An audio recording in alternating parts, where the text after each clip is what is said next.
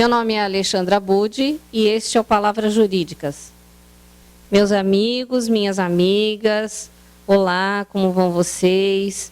Eu quero agradecer a repercussão que os nossos programas sobre política têm tido e gostaria de falar que ele está veiculando através do tvtundoonline.com.br, através da empresária e minha grande amiga Darcy Martins, a qual eu agradeço muito. E eu gostaria que vocês continuassem acessando através da web esse nosso programa, que é de utilidade pública e que tem várias informações para a sua vida e para o seu dia a dia. Hoje a formatação é diferente e eu vou responder algumas perguntas que foram feitas através da web. Uma delas é do senhor Silas Eduardo. Muito obrigada, Silas, pela sua audiência. E eu quero responder a seguinte pergunta. Qual a opinião da doutora sobre o impeachment da presidenta Dilma? Foi de acordo com a Constituição? O impeachment é nada mais do que o impedimento para a execução do mandato de presidente da República. Esse é um ato processual que ele pode ser ingressado contra qualquer autoridade pública que tenha cargo de confiança.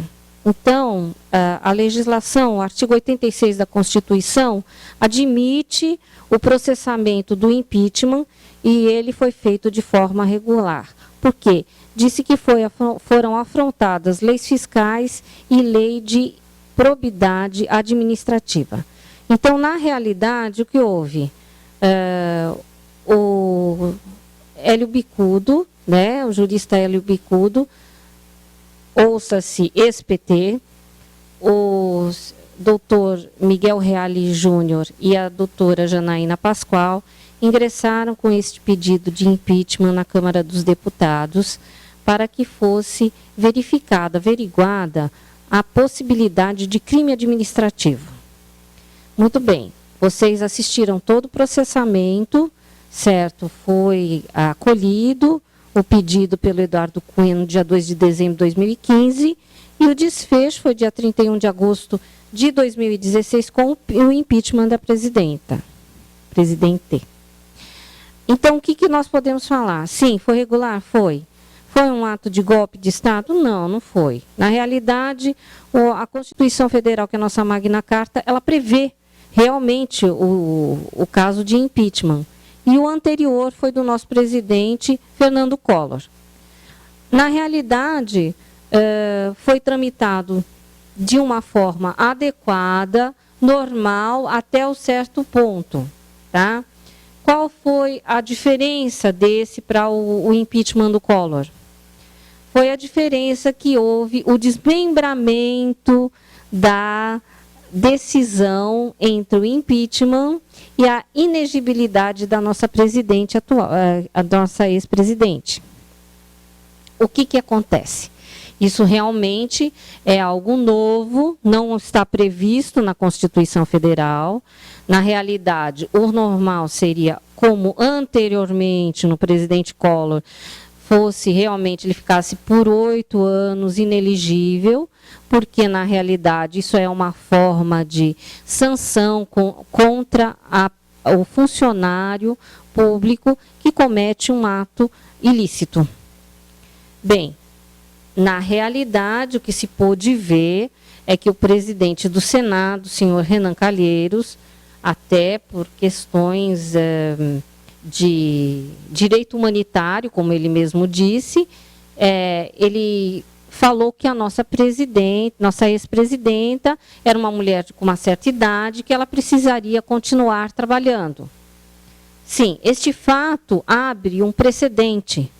E este precedente, meus amigos, é o seguinte: haverão outros pedidos de impeachment que já estão tramitando na Câmara, e nós já sabemos quais são. E isso dá a oportunidade de pessoas fazerem a utilização do mesmo pedido. É inconstitucional? no meu entendimento inconstitucional, o que aconteceu. Mas, já que o STF admitiu e que nós pensamos, vemos que existe toda uma certa modificação da situação naquele momento, então nós podemos ver que o nosso país está em crise. Nós, como falei anteriormente, somos cidadãos. O cidadão brasileiro, ele tem que ter consciência do que ele está fazendo. O seu voto é algo muito importante. Nós estamos à beira de uma eleição municipal para todos os municípios do Brasil. Nós temos que ter consciência do que nós vamos fazer, de quem nós vamos votar. Não só o governante, como os nossos legisladores, que são os candidatos a vereadores. Você tem que ter muito cuidado. Por quê, meu amigo e minha amiga? Você vai ter que aguentar essas pessoas pelos próximos 4 anos, no mínimo. Então, muito importante, urna. A urna é o seu tesouro, o seu voto é o seu tesouro. Você, como cidadão brasileiro, como cidadão paulista, tem que fazer a sua escolha de forma adequada, para que nós consigamos fazer o saneamento de todo o nosso poder judiciário, legislativo e executivo, os nossos 3 poderes. Você não sabe a força que você tem como cidadão. Você precisa votar de uma forma adequada. Então, meu amigo e minha amiga, vocês vejam o que vai ser feito para as próximas eleições. Não só essas, como as outras. Bom, Silas, espero ter respondido a sua pergunta.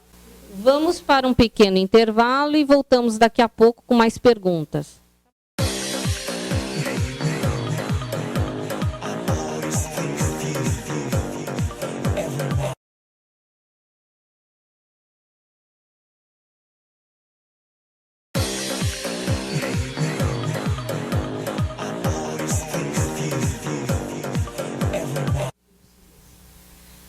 Então, estamos retornando com mais uma pergunta do seu Silas Eduardo. Silas, pergunta: dizem que o uso capião na nova lei via cartório, o tempo do processo é de 4 meses. Você acha que pode vencer esse tempo e não tem mais validade? Veja bem, Silas, isso é uma inovação na legislação. O novo Código de Processo Civil, no artigo 1071, ele prevê que o cartório de registro de imóveis faça um procedimento de uso capião para as pessoas que tenham interesse de fazê-lo. Antigamente era só via judicial, né, através de um fórum. Hoje em dia não. Hoje em dia, se você tem toda uma documentação mansa e pacífica, você está na posse de um imóvel. Esse imóvel pode ser terreno ou casa, tá? Um terreno ou uma casa, um apartamento. E se você tem a posse com mais de 5 anos, na realidade, esse artigo 1071, ele dá de 5 a 15 anos, tá? Mas pode ser mais, inclusive, e ele determina, ele te defere o direito de ir a cartório com toda a documentação, a planta do local, um documento de posse, ou um documento de compra e venda, por exemplo, que você não tenha sido registrado, para você fazer essa ação de uso capião. Ingressada essa ação de uso capião através do cartório, tá? O escrivão, ele pode deferir o uso capião ou não deferir esse uso capião. Ele também vai ter esse condão de juiz, digamos, tá? Havendo toda uma documentação correta, ele vai determinar que se faça a escritura de posse, né, dos direitos possessórios para você. Não havendo uma comprovação habilitada e de forma adequada, com documentação mesmo, ele pode não deferir e aí você terá que procurar a via judicial. Aí é aquele trâmite que todos nós já conhecemos, que é a via judicial, através de perícia e tudo mais. O que acontece? Não existe esse prazo de validade de 4 meses. Você pode fazer a qualquer tempo. E você dando aquele ingresso na ação, você ingressando com aquele seu pedido, você vai ter que obter uma resposta, ou que sim ou que não, que sim com uma escritura, que não através de uma via judicial posteriormente. Espero que você esteja satisfeito. Mas em seguida faz uma nova pergunta. Sendo uma pessoa proprietária de um imóvel com a escritura de posse, pode outra pessoa solicitar o uso capião?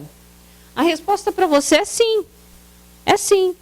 Porque se você pode fazer um pedido de uso capião contra uma pessoa que tem a escritura do domínio, porque na realidade a compra e venda é o domínio, a pessoa vai ter a propriedade do imóvel.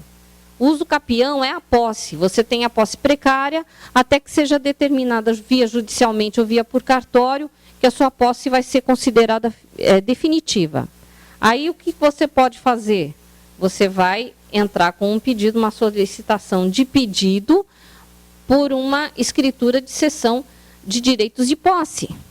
Aí você vai ter os direitos possessórios daquela gleba, daquele imóvel, daquele apartamento, daquele terreno. Sim. Agora, se você abandonar este terreno e se outra pessoa vier a entrar na posse desse mesmo terreno que você ganhou por direitos possessórios e ela entrar e existir aquele interregno, ou seja, aquele lapso temporal necessário para a pessoa também fazer aquele pedido de uso capião, obviamente vai poder fazer. Isso não te dá um direito de não ser turbado na sua posse. Então, esse risco sempre vai existir com o proprietário posseiro. Ok? Então, nós vamos para mais um pequeno intervalo e voltamos com mais algumas perguntas.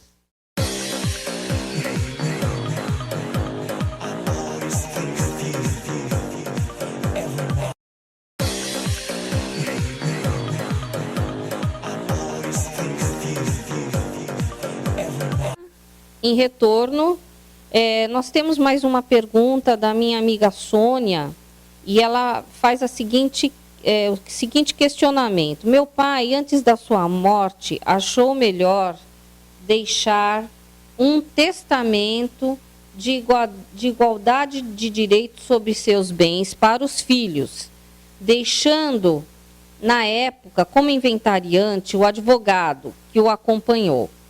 Com a morte do pai, os filhos têm o direito de solicitar deste advogado a nomeação de um dos filhos como inventariante?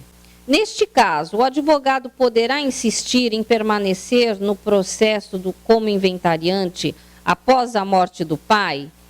A lei que o protege ou os filhos terão direito de escolha? Uma coisa é a abertura do testamento, tá? Existe um processo para a abertura do testamento. Outra coisa é a abertura do inventário, certo? O inventariante ele pode ser qualquer pessoa, inclusive o advogado. Mas o espólio é representado por todos os filhos. Então, a esses consiste o direito de querer ou não ter como inventariante qualquer um deles ou o advogado. Ou seja, o direito é deles. O advogado é um mero executor. Ele está prestando serviço ao espólio que tem os seus herdeiros. Então, qualquer um dos herdeiros pode ser o inventariante no lugar deste advogado. A insistência dessa pessoa, não sei por que ele está insistindo, até porque não vejo vantagem de um advogado ser próprio inventariante. Ele só vai trazer mais problemas para ele, já que ele é o profissional que está está trabalhando no inventário. E isso pode se arrastar por muito tempo. A pessoa, ela pode escolher. Então, pode ser o irmão mais novo, pode ser o irmão mais velho, pode ser uma mãe, pode ser qualquer pessoa. Ela pode exercer o cargo de inventariante, até porque, na realidade, ela vai ter que se adequar à lei e ela vai ter que estar de acordo com todas as medidas processuais para poder pôr fim ao inventário. Simplesmente vai ser o inventariante porque tem que se nomear alguém, certo? Se existe legislação que beneficia o advogado, não, nenhuma. Isso aí faz parte da vontade das partes. As partes querendo, elas podem, né, pedir que ele seja afastado, a substituição do inventariante. Ela pode pedir, pode falar os motivos, e é um motivo muito mais do que excelente, né? Muito mais do que excelente o motivo, e ela pode, cada um dos herdeiros, pode escolher a pessoa que vai ser a inventariante no caso. Ok? Então é isso, minha gente. Esperando ter esclarecido algumas dúvidas de vocês, eu agradeço mais uma vez. Esse é o programa Palavras Jurídicas. Por favor, acessem através da web, através do canal. Agradecendo a todos. Então, eu peço que vocês acessem a programação da nossa grade através do canal tvtundoonline.com.br, Alexandra Abud, no programa Palavras Jurídicas. Obrigada.